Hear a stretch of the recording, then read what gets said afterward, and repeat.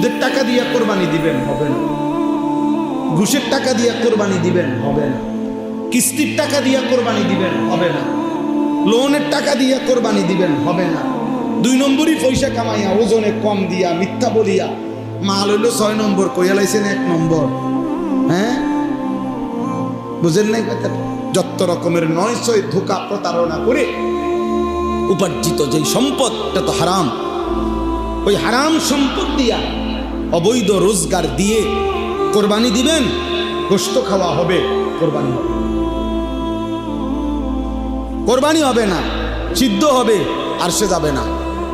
ফেসবুকে আসবে, ইউটিউবে আসবে, মাগার আরশে আজিমে যাবে। সুদের টাকা দিয়ে কোরবানি দিবেন, হবে না। ঘুষের টাকা দিয়ে কোরবানি দিবেন, হবে না। কিস্তির টাকা দিয়ে কোরবানি দিবেন, হবে না।